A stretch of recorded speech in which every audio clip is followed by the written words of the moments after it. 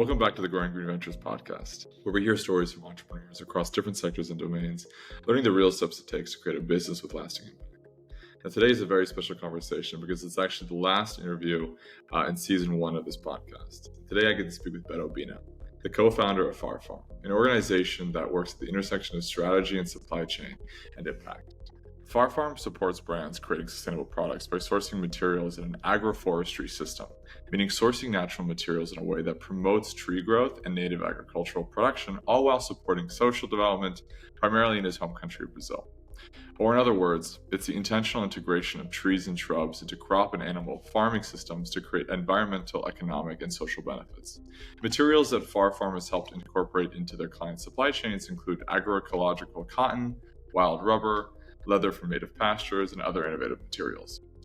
Now, agroforestry and regenerative agriculture in general help protect soil, animals, and crops from extreme weather. It protects native pollinators like bees and improves the water quality within the region. And of course, produces economic well-being for the locals working off the land. And all while promoting an ecological system that sequesters carbon from the atmosphere in a healthier and more sustainable way than traditional farming and agricultural practices.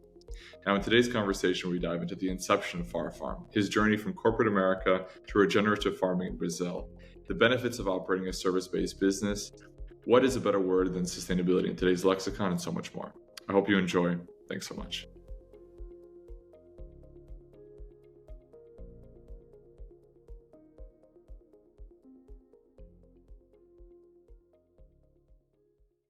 Beto, I appreciate you so much for taking the time to speak with us here at the Growing Green Ventures podcast. Before we jump into things, I would love for you to give our audience a little bit of a background about yourself, where you come from, and your educational and professional background. Sure. Thank you so much for inviting me. For a few years now, I'm seeing you developing your career as well. So entrepreneurship it's like a collaborative journey. It's good to share, and be happy to share with you. As you guys see in my accent, I'm not from the US, I'm from Brazil. I'm really proud to be Brazilian, but I lived in the US for a few years in New York. And right now I'm living in the São Paulo state. And I graduated in business.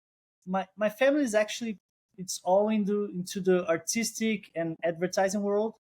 I love business, I love technology. So I end up getting into the ad industry or the creative industry, but always as a strategist, looking at innovation, and I love it to look at markets, audience, and try to figure out like the best strategy. So I feel like my background, the easiest way to say is like I'm a strategist. And I've been doing a lot of work for Brazilian companies, but US and Europe. And so I like to work globally and meet people from different cultures as well.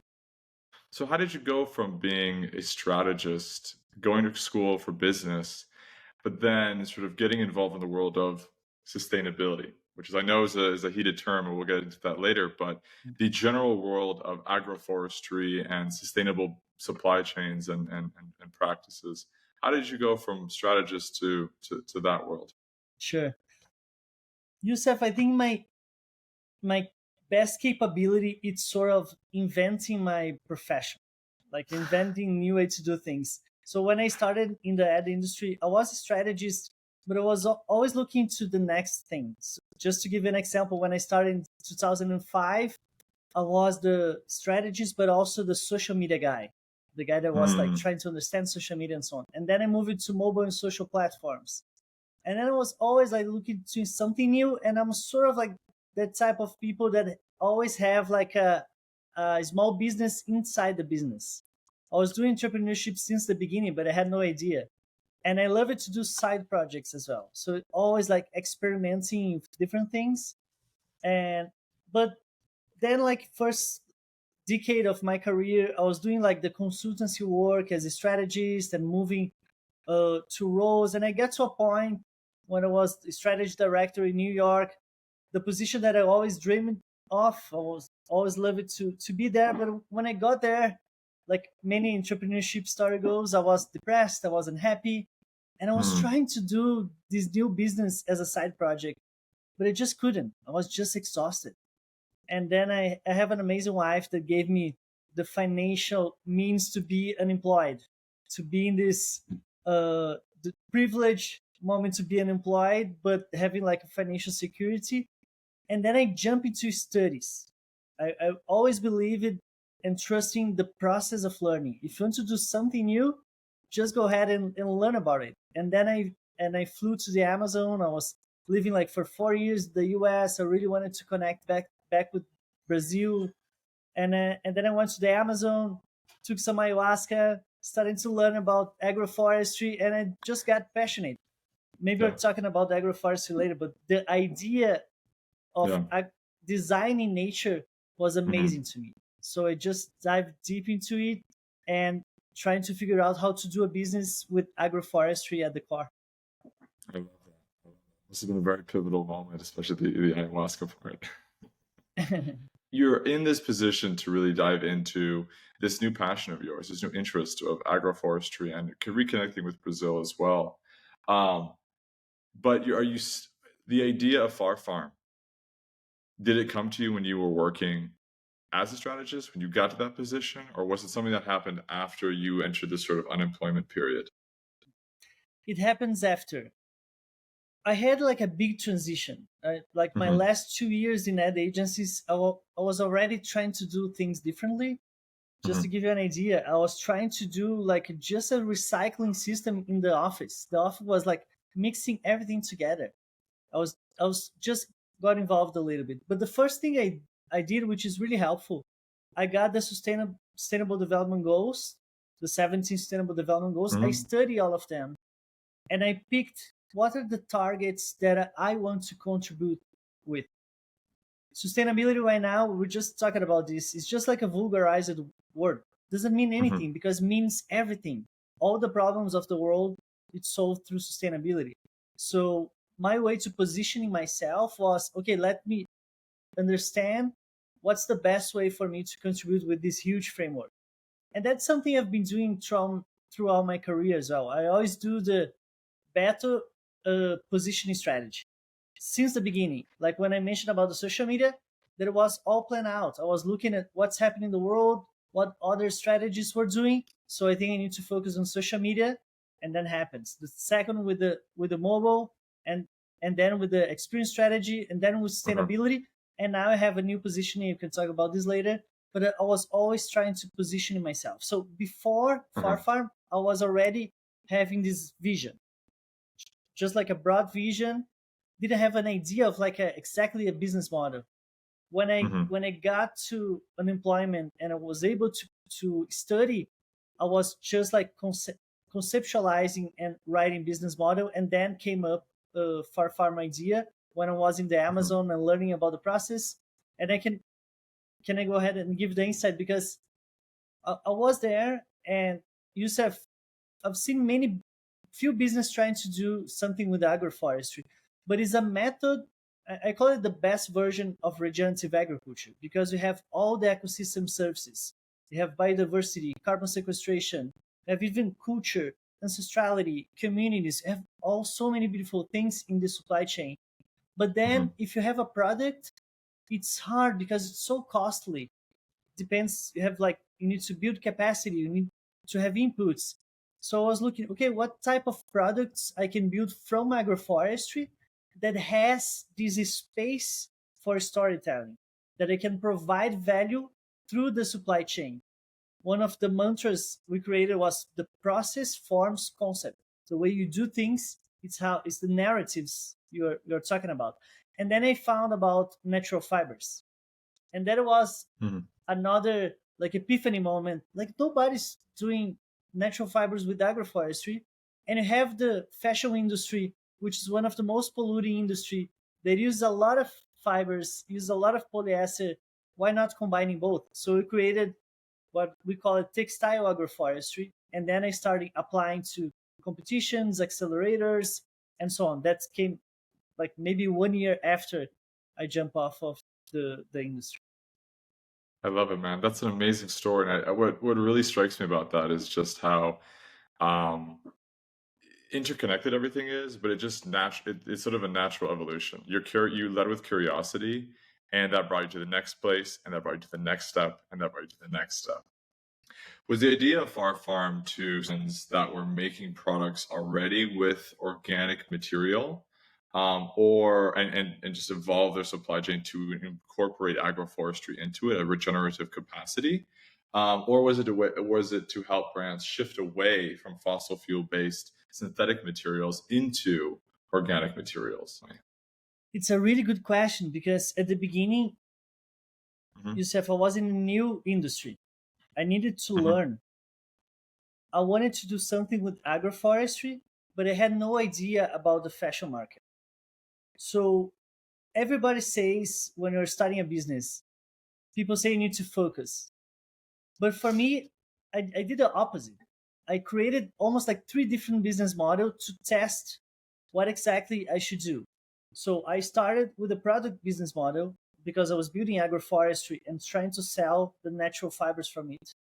I was doing a service model, which was I was helping brands or companies to have a better supply chain. And what I did, which was really helpful, but was a terrible business model, I connected with Brazilians that are already doing fabrics or fibers in a responsible way, like organic cotton, recycled polyester, or silk, and I started to representing them in the US. So I did my catalog, which I still have in here. That was like the first sort of like iteration. And I started to present these fibers and these fabrics to fashion designers in New York, trying to connect and tell the whole story of these partners. And that gave me so much knowledge because I could understand exactly what a designer needs. How do they buy fabrics and fibers? And what makes sense for me to bring from the partners Hmm. and to push forward as a selling point, as an attribute. To represent fibers in the US, I was competing with like China, with India. Like I'll never beat their prices.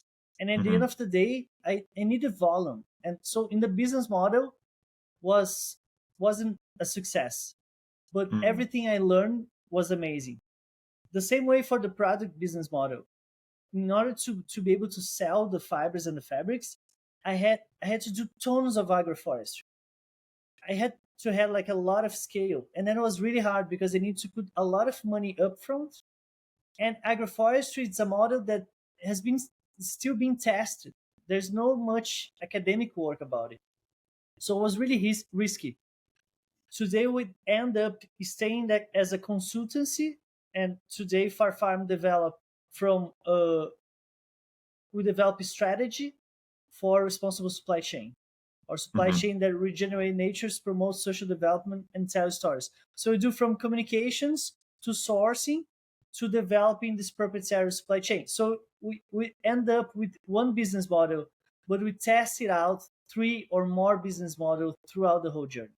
That's such an amazing evolution of your business model. I think it's so cool that you started with this sort of being an agent for these natural fibers in the US, and that evolved to where you are now, which is really at that intersection between all these different players.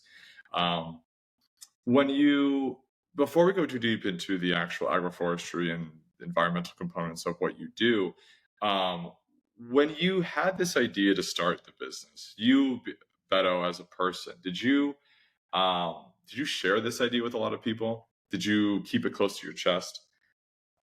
I shared with so many people, Yusuf.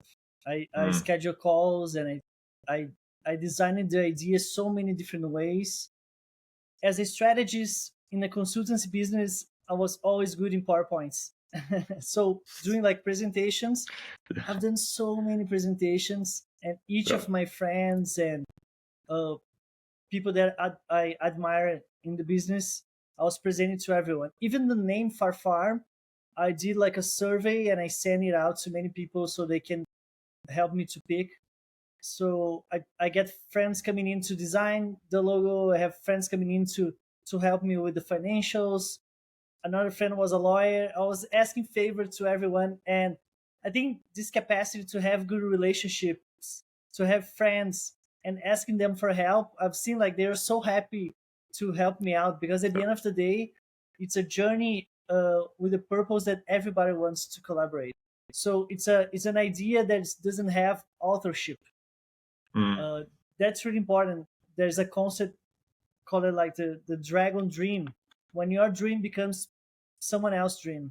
So it's a lot of people dreaming together, and I'm totally open to let it flow, and people get sort of like part of our farmers as their business as well, and moving from there. So I'm really open to that, and that was like crucial for my process, which I understand is totally different than a process from like a tech industry, when you have one idea and then you go after an investor and then try to do that. Like our way to grow, it's way more organic. We've been like 6 years already, and we're still like in a small pace. It's totally different than the Silicon Valley approach, Of course. and I want to do that on purpose. I don't want to rush. I want to go in a slow pace in the rhythm of nature, and then it was a different way to do business for me, which works. No, that makes total sense. But I mean, on this topic of financing, let's say, how did you get funding for the initial operations of FarFarm? Was with my money, Mm-hmm. and I have one partner that also put some money. Mhm. And the first accelerator, which was an Amazon Entrepreneurship Center, they gave Mm-hmm. a little money, but just to have an idea, was like 5,000 reais. That was $1,000 to build the first prototype. And at the end, just pay like my flight to go there and get my hands dirty and develop the first prototype. But Gotcha. we're was always bootstrapped. That's really important, because we did the consultancy, and then we did one project here, one another here. Like the first 2 years, I had no salary at all, and I Mm, was doing some freelancing as a strategist on the side. But at the end of the day, was we're always really healthy financially, and that nice. that gave me the peace to keep moving as well. I think Mhm. that's also super important. Because you kind of are this consultancy, because you guys aren't actually producing the products yourselves, you're helping other people produce it. Your costs are relatively low. So Yeah, FarFarm as an organization can be pretty profitable once you have contracts moving with clients and the like. Is that a fair assumption to make? exactly, Youssef. Our business Mm, model is a service business model. We're a hmm. consultancy. We're paid hourly based, and we connect with the clients to understand what they need, and building this bridge between fashion brands or companies that wants to have an impact with communities and people on the ground that want to get into this market with value added, but they don't know how. So at the end of the day, we're sort of like we're a language, I like to call it, a language between industry and traditional communities. A language between industry and traditional communities. I love that. I love Mhm. that. The company starts to grow. You guys start to have some really interesting projects that you guys are going on. When did you get to a point when you felt it was comfortable? You felt it was safe enough for you to pay yourself as a founder and to pay obviously your team as well. Actually, was 1 year ago, Youssef, because Oh wow. I was during the first period of our farm was really hard, just testing, prototyping agroforestry. We can talk Hmm. more about agroforestry. I love to talk about it, but it takes time. You don't. We It's will, yeah. not something that you build like a technology built in 3 months. You need to wait like 1 year to test one prototype. But then we were accelerated by Fashion for Good in Amsterdam, which Hmm. was really interesting for us. And I met the team from Veja, the French sneakers company. Hmm. They were amazing, especially Francois, which is the founder. They loved FarFarm, they loved the concept, and then uh, FarFarm started to do work for Veja, and I was doing as a side of FarFarm. Francois invited me to join Veja as well. So for the last 4 years, I was Veja full-time employee and FarFarm CEO. I have a team at FarFarm that was running the projects, but I was able to have my payment through Veja, so I don't need to have a payment from FarFarm. And I Mm. learned so much. I think that was really important to point out here. I was working in the consultancy business, and then I moved to sourcing and supply chain. Joining Veja was really important and strategic to me because my learning curve was like really high. Veja was doing that for 15 years. 15 years. And I was just learning all the methods, the protocol, the processes. And for 4 years, I was head of sourcing at Veja. Mm-hmm. And then FarFarm was getting traction, getting more businesses, and I was always helping. And at the end, like I was doing a master as well. My life was insane, Youssef. I was like full-time Whoa. employee Veja, CEO FarFarm, and doing a master in the US. Jeez Louise. And And then you're married at this time too, just to be clear. You Yeah. also have a wife, you have a family. Yeah, of course. I don't have kids at least. But then I got to a point where FarFarm was getting traction. So in 2022, I discussed it with Francois to move Mhm. back to FarFarm. And then beginning of last year, exactly 1 year ago, I was able to be 100% FarFarm again. I decreased my salary from Veja, but it's enough to pay my bills. And Veja is still like our most important client. I still have an Mhm. amazing relationship. But if I can answer really straight away, it was like 5 years after founding FarFarm, I was able to do Wow. 100% FarFarm.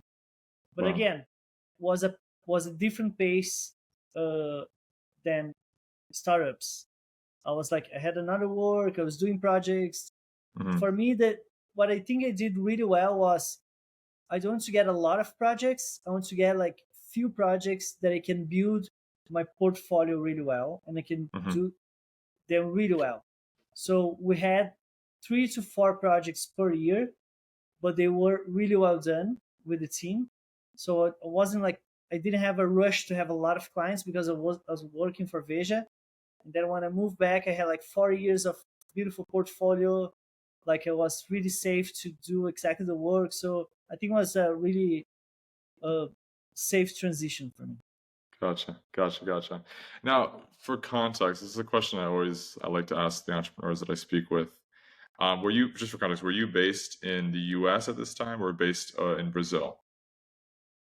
When I founded FarFarm in the US, I opened the Mhm. business in New York. I started the first consultancy there, but then I moved back to Brazil. I opened a business in Brazil. So Gotcha. Because right now it's a Brazilian business. understood. What I always am curious about, specifically with entrepreneurs who start their business in America or are based in the US for a while, what did you do when you made that leap into entrepreneurship, into operating a business full time with when it comes to health insurance? Mhm. Yeah, so in Brazil you have universal healthcare, but the service it's not as good. It takes a Mhm. lot of time. So all the companies provide healthcare to their employees. At the beginning, FarFarm, I used the healthcare of my wife, Okay. but as we grew, the first thing we were able to do is 2 things. One is we provide a healthcare to everyone that works with us, Mhm. and the second thing is what I call it the self-knowledge benefit. It's a benefit that people have to do everything that helps with their consciousness and mental health.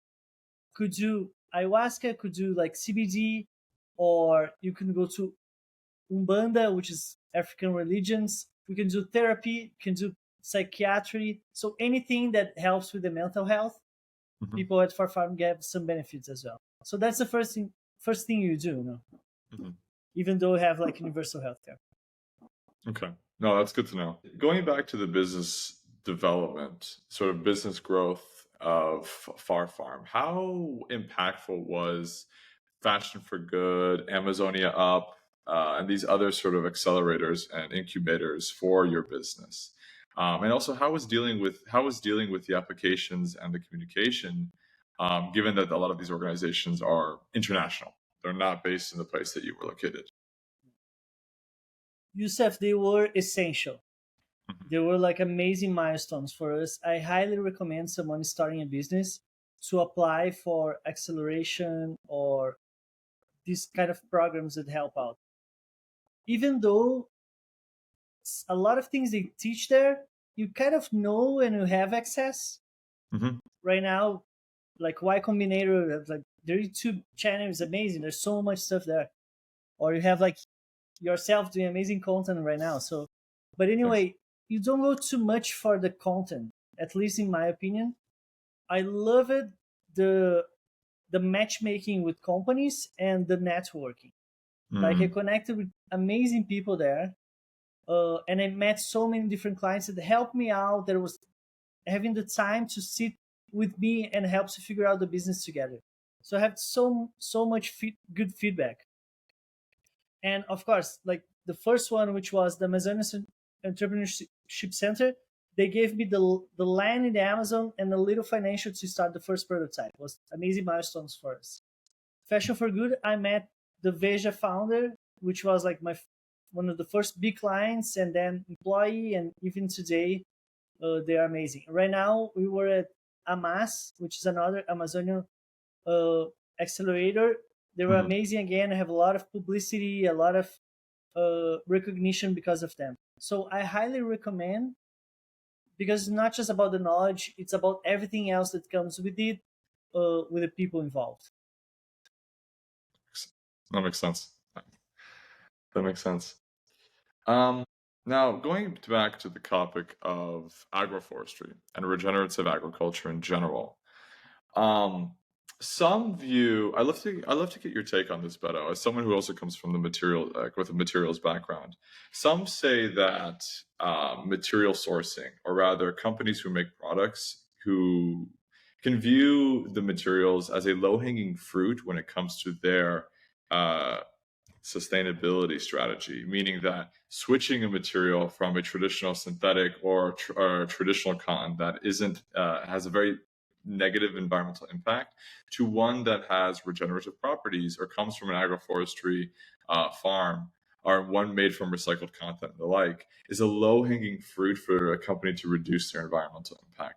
What's your take on that, and what's your thoughts on what I just said? I agree, but Hmm. you need to go deeper into the discussion. First of all, uh, the first step is really building like an inventory, understanding where's the emission is coming from, and doing a materiality matrix to see which type of materials are contributing to your emissions. That's like the first basic step. What a lot of things I see, it's like people changing materials, but just as a marketing take or just because of the story. But in fact, is that material really contributing to their inventory, to their carbon inventory? You need to prioritize and see what's actually contributing. Probably in the fashion industry, materials, they are really impactful.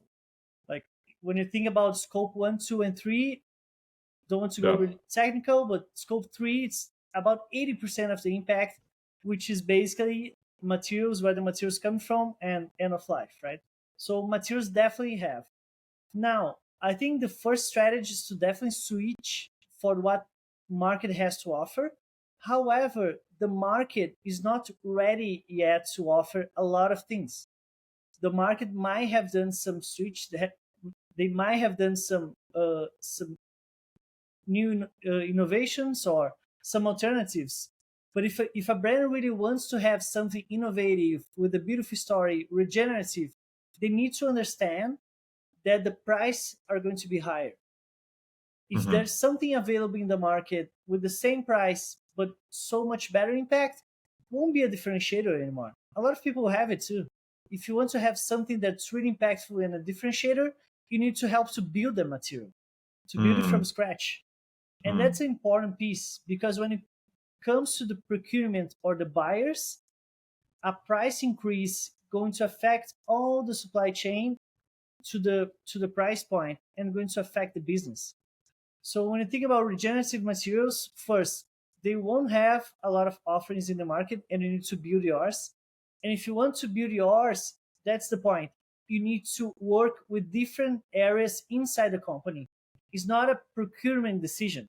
It's not an only sustainability decision or a marketing decision. You need to have all these departments together with the innovation, with the C level, to sort of like fund this material in order for them to get into the process and make sense for the business. And that's really hard as well. Mhm. Mhm. When you see terms like regenerative or bio-based or any of these, again, sustainability terms used on product descriptions when you're at the mall or when you're shopping and things of that nature, where does your mind go to first? What's the first question that you ask that brand when it comes to the labeling that they use for these products? If there's something saying like sustainability or eco or green, my reactions right away, they don't have any idea what they're talking about. Sure. If they goes a little bit more to bio-based, recycle, or regenerative, I look at the label. Mm-hmm. I'm so happy that the EU is regulating right now for claims. It's so important because what's happening a lot is that you say like you're using hemp, for example, but the composition is like 5% hemp, 95% conventional cotton. But you can say it's like a hemp, or you call it the hemp fabric, right? And that's what misleading consumers. That's like totally anti-ethical, right? So a lot of people are doing that. But the first thing I always do is just look at the label. And bio-based, it's something that especially in the leather, it's something that's so important to have an alternative, but it's so hard. So if I look at something bio-based, I'll definitely have like I'll never trust because it's really hard. And if it's definitely bio-based, probably there's like performance issues, won't be as good as an alternative. But that's what I do. I'm a freak reading the labels. My mom hates me to give clothes because the first thing I look at the label and say, "Mom, there's like polyester in this." I cannot buy you anything anymore. So with clothes, like I'm terrible. But then if you become like this conscious consumer, it's terrible because you go to the supermarket, you're not reading the labels of every single product. So you need to pick your battles, right? So Totally. my battle, it's a lot in the fabrics and a lot in the food I eat. But the rest I don't look at too much because it's impossible.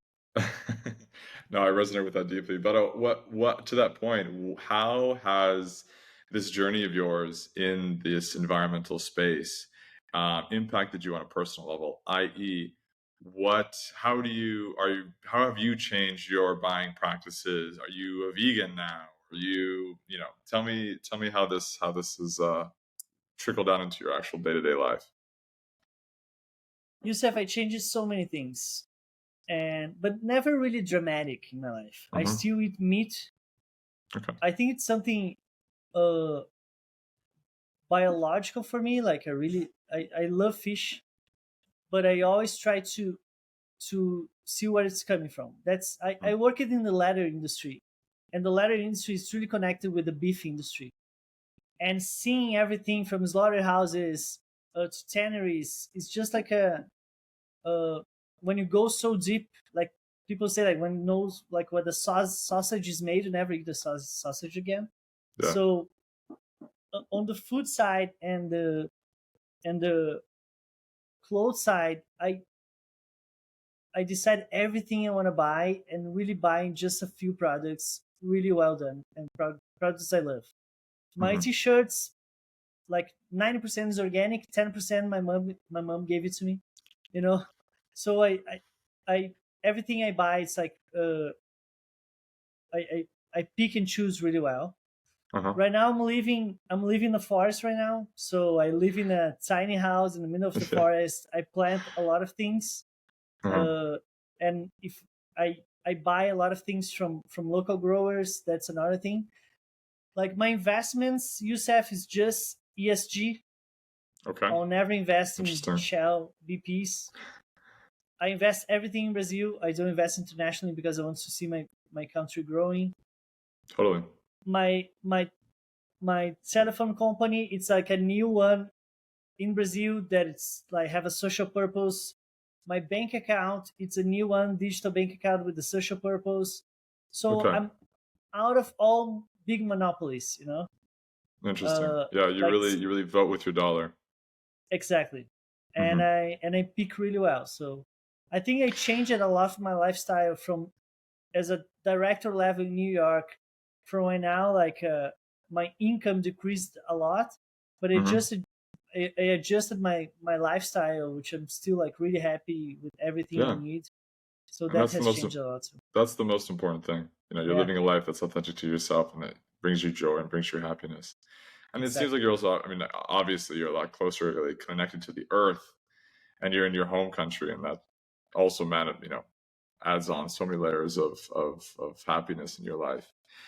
You brought up something that I love to get your take on, which was the connection between leather and the meat industry. Now, many people say that many in the industry will say, that leather is a byproduct of the meat industry, but then many people um, criticize that as that they're a co-product instead of a byproduct. That this isn't just a after the fact we can sell the hides and then go through metal tanning processes and things of that nature, which are really destructive and really harmful. What's your take on that? Do you view leather as a co-product or a byproduct? And tell me about FarFarm's approach to livestock and leather products in general. Sure. I'm sure you have a lot of discretion being like a fabric specialist as well, right? My quick answer is it's a co-product. Leather, well, the value uh, of a cow in Brazil, about 5% goes for the leather. So it's a really short, Oh. it's a small amount, just 5%. But I see the leather industry as an accomplice because you are part of the meat and the beef industry as a whole. You're contributing. It's just 5%, but we are contributing at the end of the day for that business model to still happen. Mhm. So I wouldn't take leather out and seen as a byproduct. And a lot of the arguments from the leather industry is we're doing something for good because otherwise the leather will be, you need to dig, put in the ground, it'll be like an environmental disaster. But if you're making money out of it, you're contributing with the wealth of that industry, you are an accomplice of that industry. The same thing for me is when I buy a cotton shirt. Mhm. Cotton is highly connected with soy and corn, with conventional agriculture. Even though it's not a big portion of it, you are accomplice of conventional agriculture, which is in Brazil, together with deforestation, is the highest carbon Mhm. emitter of all. So we are part of it. You are buying uh, viscose. You are part of the forestry industry. Doesn't Mhm. matter if most of it goes to paper. So I see leather as part of the meat industry. However, that doesn't mean that we should stop using leather. Leather is an amazing material, like the Mhm. best performance, durability, breathability. Like we've been years trying to imitate leather, but it's impossible because leather is such an amazing material. I Mhm. have leather shoes because they're way more durable if you have like an alternative for leather that use like a coating with PU that in 1 year you need to throw it away. No. So it's not the cow, is the how, right? So Mhm. I truly believe that we can still work with the meat industry and the leather industry, but understanding what are the practices to use ruminants. And ruminants has been in grasslands since forever in a responsible way. Together with Veja, we did this project that instead of having leather and meat from the Amazonian, which doesn't have anything to do with ruminants, in the Amazon, the first ones that went there, they brought cow and horses, but the trees are so tall that doesn't have grass, so all of them died. What they did, they had to chop it down and plant grass. But if you have ruminants in a grasslands or in an environment where the vocation of that environment is designed for ruminants, Mhm. that's it's proved that you have more biodiversity in that Mhm. landscape if you have ruminants in there, if you Mhm. have meat and leather in there. So I think it's just a way to produce. It's not about, we have a lot of this superficial discussion. It's good or bad. It's yes or Mhm. no. It really depends. For Totally. most of the questions, the answer is depends. And I truly Indeed. see a huge opportunity to work with meat and leather, but in a responsible way.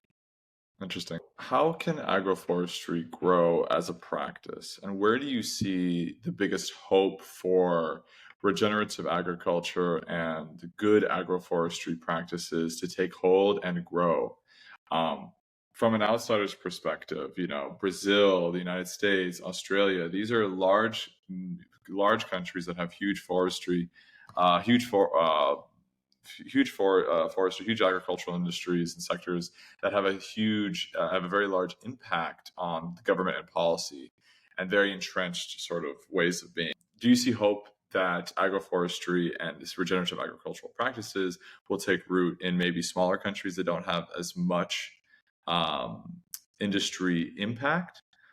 What's your take on that? I see a lot of hope, but it's a systematic problem that needs systematic solutions. I see a lot of hope because what the world needs right now, it's exactly what regenerative agriculture and agroforestry can offer. First of all, just let separate for a moment. You have like regenerative agriculture as a big umbrella. On this, you have a type of monoculture, organic practices, non-GMO, that use some regenerative practices to improve the soil quality, and that's regenerative. But I would say it's like a level 1 regenerative. On the other hand, you have agroforestry, which, as I mentioned, a lot of ecosystem services, different plants, high biodiversity, carbon, and so on. You have a lot of inclusion of traditional communities that comes with ancestrality, culture, and so on, and that's a different type of regenerative. So when I talk about agroforestry, my take is that's the best version of regenerative. The world needs the best version of regenerative agriculture for many different reasons. The basic one is carbon emission. That's the Paris Agreement. Everyone needs to achieve that. It holds and sequesters way more carbon than all the other agricultural methods. So if companies buy raw materials from agroforestry, they could do what we call insetting. It's not offsetting. When you buy carbons from a different region, you're doing insetting. Your own supply chain is sequestering carbon to get to a net zero. That's one point. The second point on the social aspect, we have a lot of smallholder farmers in the world. They're the most vulnerable communities. They're most affected for the climate emergency right now, and they need to be included into the market. Otherwise, they are becoming poor. They're becoming a heavy burden for the governments, and they end up going to the cities and getting unemployed, maybe connecting with legal stuff. So these smallholder farmers, they need to be included in the global market. Right now, it's really hard for them. If you develop agroforests with smallholder farmers, we're including a lot of people moving away from poverty and from vulnerability to really have a dignity, to have like a beautiful life, to grow and not be a heavy burden for the government in the future, or for all the crisis that's happening right now. So there's so many reasons why we need. I just give both, one environmental, one social. There's so many reasons why we need it. But as I said, it's a systematic problem because there's no technology. Government doesn't subsidize as they do for the conventional agriculture. There's no academic work, as I mentioned, done there. There's not enough NGOs working there. There's not enough knowledge. There's a lot of misconception. So you need to have a lot of different actors working together to be able to push regenerative agroforestry into the market. That's what we're trying to do. It's a long journey, but I dedicated my life to do that, so I truly believe in that. What type on that note, right? To achieve these goals, what type of policies would you like to see enacted, either at a national level, like from the Brazilian government, from the U.S. government X, Y, and Z, or from an international level, let's say, so that these regenerative practices and the inclusion of small-scale farmers, as you mentioned, can be enacted, can be enabled. What are your thoughts on that? Youssef, it's all of them. Like internationally, it's so important to have some sort of like pressure. We had at COP a lot of, after we changed the administration, we had like Bolsonaro, which was pathetic, extreme right guy that totally neglected Amazon, we had a lot of deforestation. We moved the Yeah. administration. It's not ideal, but it's better than Bolsonaro. Just doing that, we had a lot of investment coming out of Brazil, especially EU, to really help us to deal with the Amazon region specifically. Amazon region, basically, to hold deforestation, you need to have investment to do two major things. You want to have to fiscalize, and you need to manage. For that, you need to have a lot of people on the ground. You need to have resources. That's the rule in order to stop deforestation. So we need to have these resources. At the World Economic Forum that's happening right now in Davos, they Hmm. just they just released this study that the Amazon region is highly connected with the rains in the U.S., which means if you deforest, you decrease the rains in California, and Hmm. then for the agriculture in the US, it's going to be a big problem. So the world is interconnected.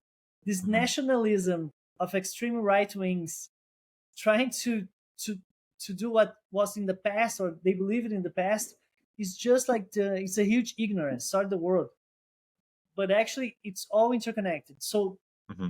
Brazil taking care of the Amazon, the highest, the biggest, and the most important tropical forest in the world, it's something that we need to collaborate. So Hmm. that's one thing. When you go inside Brazil, you definitely need to have tools, so people that are doing the right thing, the regenerative, they are able to build their business, and we don't have that in place. We don't have subsidies. We pay more taxes than conventional agriculture. We don't have the incentives. So Hmm. right now, everybody that's working with agroforestry, and they say that they have less incentives than people that are planting soybeans in the conventional way and emitting carbon. And that's the inequality and the imbalance. Should be the opposite. We should have more incentives for the bioeconomy and the regenerative economy than the conventional. Now, I know this should cannot done like from day to night. Otherwise, we will collapse. But you Hmm. need to have a gradient. You need to have a gradual change into these incentives to make this happen, and we're not seeing that fast enough. Hmm. Hmm. Those are good points all around. But I'll leave you with a few questions before we end today's session. You've mentioned today and through previous content you put out your distaste for the word sustainability. What are better terms that you would like to see consumers and citizens, as well as companies, use when thinking about reducing their environmental impact? Sure.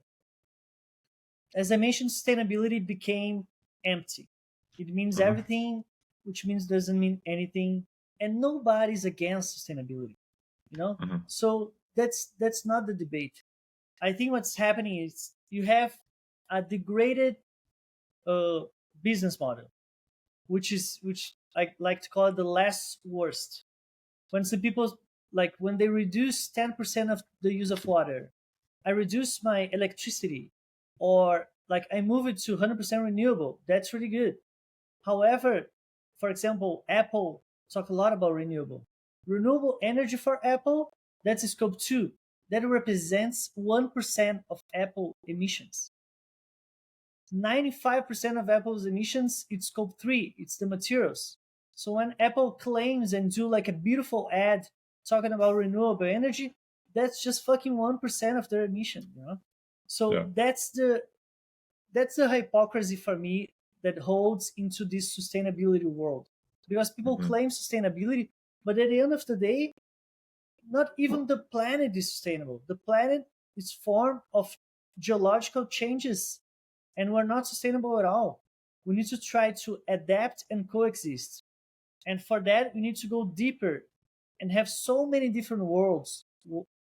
Sorry, that's really difficult for a Portuguese speaker to say.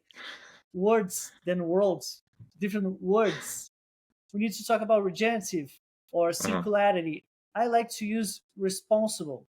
Hmm. So we need to go deeper into all this meaning and have different discussions. Like the word sustainability became so big there is nothing else anymore, and not one word is going to replace sustainability. We have a lot of different words. to talk about. Fair enough. But a last question: Where where do you see FarFarm going in the future? What does success look like for FarFarm in the next 5 to 10 years? And equally as important, what does success look like for Beto as a person in the next 5 to 10 years? Starting from the latter, uh, I'm at a moment that I have already achieved success. Because if success for me is developing projects that I love and have fun, empowering people and providing impact to families, working together with nature, not against it, and having an income that is enough for me to have a good life, that's success for me. So I'm already achieved. I'm living a moment that I'm truly in the present, the best moment of my life, doing what I love Amazing. with people I love by my side. So I think that's Yeah. that's an amazing feeling. If someone is thinking about how can I change and do my own business, I'm gonna to earn like 20% that I was earning before, just do it, because it's so, the gratitude is so big, that that is not about the money at the end. So that's Yeah. one thing. But of course, I want FarFarm to have an even bigger impact. And our mission is to really see Brazil as a global responsible raw material provider. When you think about fabrics, which you are a specialist, you don't think too much about Brazil. Think about India, China, or maybe Italy for like high luxury, or maybe Portugal. You don't think too much about Brazil. However, Brazil has the highest biodiversity in the world, a lot of creative people, and a lot of poor people that would love to work in something together with nature, but they don't have opportunity. Just to give you an stat, Youssef, if you live in the Amazon, if you are a young people from 18 to 24 years old and you live in the Amazon, the first 5 markets you have access, none of them has something related with the forest, but just against the forest. It's either like logging or mining or working with dams. We're just working against the forest. So my dream is to really see Brazil as a responsible raw material provider, to really be able to build this bioeconomy, and you'll be able to export value-added raw materials. And value-added is really important too, because Brazil export big trees without even cutting. Brazil exports cows with like a baby cows inside of them. I'm not sure how to call it in English. Like So pregnant cows. pregnant cows. So we export a lot of things that doesn't have value. They're a commodity. So we became that dirty farm building commodity and being destroyed, providing low value raw materials to the world. And that's my dream, to change that. And the way to do it, it's through agroforestry, the best version of regenerative agriculture, and smallholder farmers, to bring these people, to empowering these people, and having them as a really protagonist of the climate heroes that we need in the world.